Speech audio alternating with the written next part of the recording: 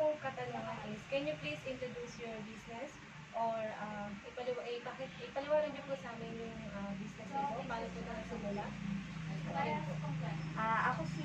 Una sa lahat, ako si Marjorie Espinosa. Isa ako sa mga staff dito sa Big Group, Don Pabian, na hawak ko rin po, minsan hawak ko po yung pagkakashare, barista, tsaka yung inventory. Lahat yun nasubukan ko na. Tapos, yung Big Group kasi, food and snacks beverages po siya. So, meron po kami dito mga milk tea, fruit tea, iced coffee, tsaka prop. Tsaka nagkakahalaga lang po siya ng 29.39. Tapos yung prop po namin, 49 tsaka 59. Thank you po.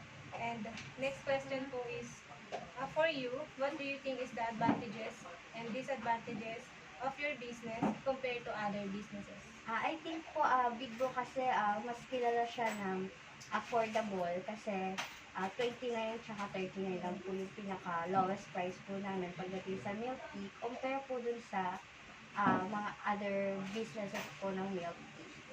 Yun. Thank you po. And next question is, alam naman po natin na modern world na po at lahat karamihan sa mga kabataan or Gen Z, hindi sila po focus sa quality ng food.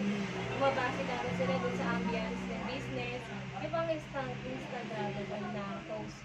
So, sa inyo po, sa business niyo po, ano po yung tingin nyo na makakapag-attract sa customer?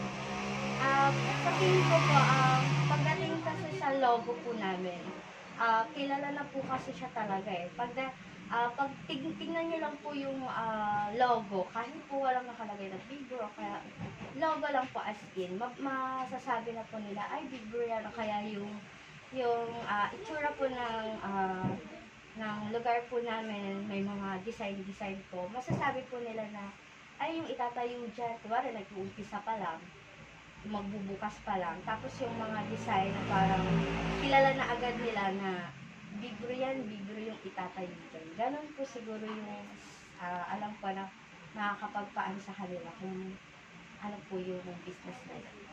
Thank you po. And the last question po is, can you share us what kind of technology are you using to make your business efficient and effective today? Gamit po namin Loibers POS po. Doon po kasi, pag nagtitig po kami ng order, nandun na po yung flavor, tsaka amount po, total amount, tsaka kung ilan po, kung grande po or medyo po yung order sa amin. So, mas mapapabilis po namin yung pagtitake ng order.